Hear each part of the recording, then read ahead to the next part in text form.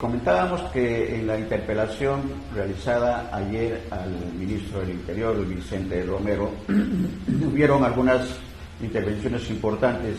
Producción ha considerado la intervención de la congresista Sigrid Bazán en la medida que refleja realmente la situación del ministro, la situación del gobierno con respecto al control. El adjetivo lo ponen también ustedes del gobierno con respecto a las protestas que se están realizando principalmente en el sur del país y también acá en Lima. La intervención a la Universidad de San Marcos fueron parte de los temas, la represión en Puno, en Arequipa, en Apurímac, en Ayacucho, con el resultado de más de 60 muertos. Y también se tocó en la interpelación ayer al ministro con más de 100 preguntas el tema de la muerte de los militares, jóvenes puneños que fallecieron.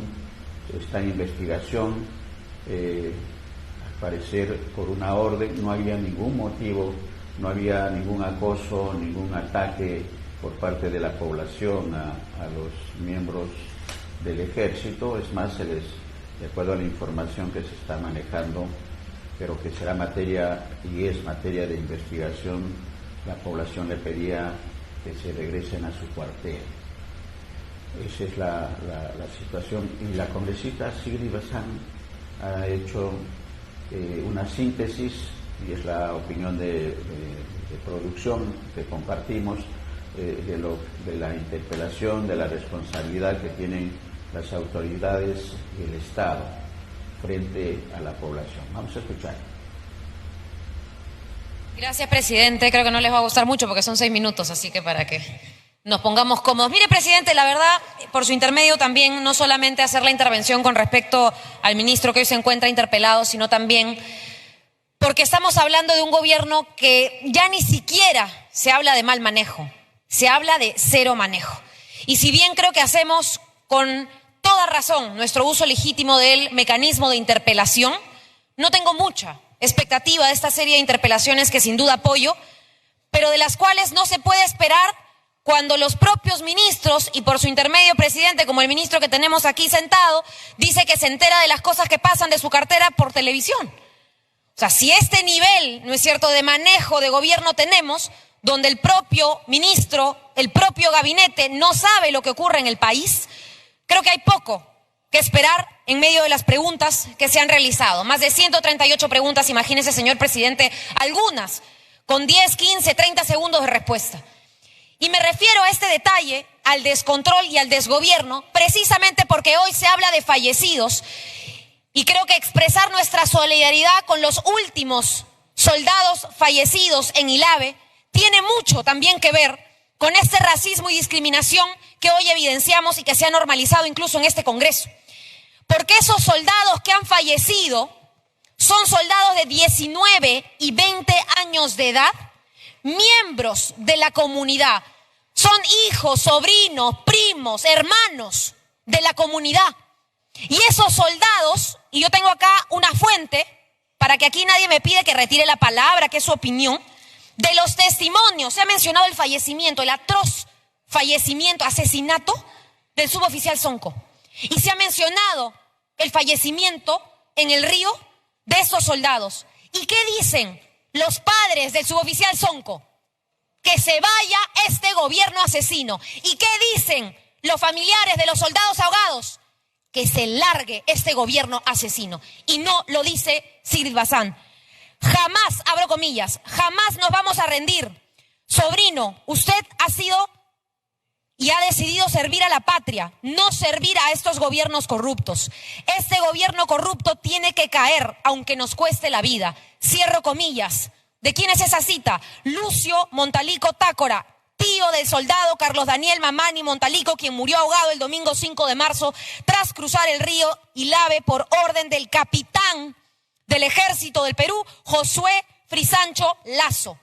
Este señor, que claro, convenientemente nadie menciona cuando se habla de los fallecidos y particularmente de estos soldados, Este señor ha sido denunciado por haber arrastrado de los pelos a su esposa. Este señor del ejército ha sido denunciado por violencia sexual. Nadie habla de este señor que ordenó que esos soldados finalmente se atrevieran a ingresar y finalmente eso les quitara la vida. De igual manera, el entierro de Franz Juan Canaza Kawaya, de 20 años, ocurrió hace poco y el padre de la víctima responsabilizó de lo ocurrido al gobierno y a los mandos del ejército. Y deslindó públicamente, no yo, señor presidente, el padre de una víctima. Y respetemos aquí las palabras que yo estoy citando, no son mías. El padre de la víctima ha deslindado de la versión del Comando Conjunto que pretende responsabilizar de los decesos a los comuneros aymaras, porque estas personas estos soldados pertenecían a la comunidad, señor presidente. Y yo quiero mencionar estas cosas porque estamos en un gobierno que se lava las manos de una manera tan descarada que dice enterarse incluso seguramente de lo que ocurrió en Puno por algún periódico, por algún canal de televisión, y que responsabiliza a un pueblo que más bien hoy llora a sus muertos, que incluso de las fuerzas del orden son suyos, son de su población. Son jovencitos de 19 años, señor presidente.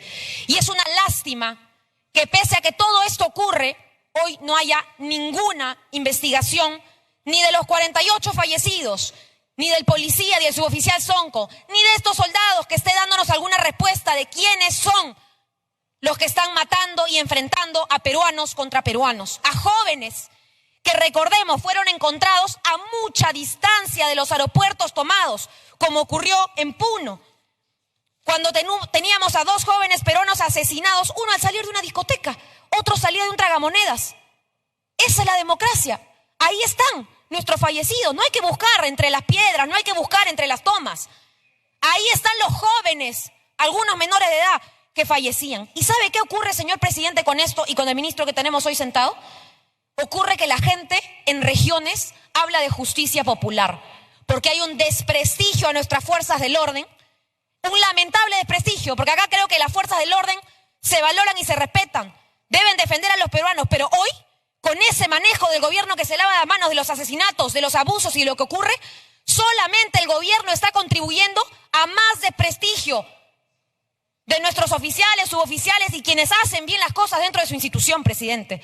Es un gobierno repudiado por todos los peruanos, por la comunidad internacional. 7 relatores de la ONU han pedido explicaciones al Perú. Es un escándalo. Y todos sabemos, señor presidente, y con eso termino, cuando este gobierno deje de ser útil a oscuros intereses, van a dejarlo caer. Este gobierno caerá y la justicia va a llegar tarde o temprano. Muchas gracias, señor presidente.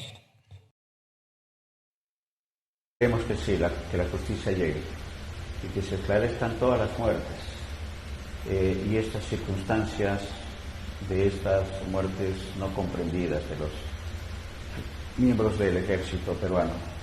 Es increíble que está ocurriendo en nuestro país hechos como los que estamos presenciando.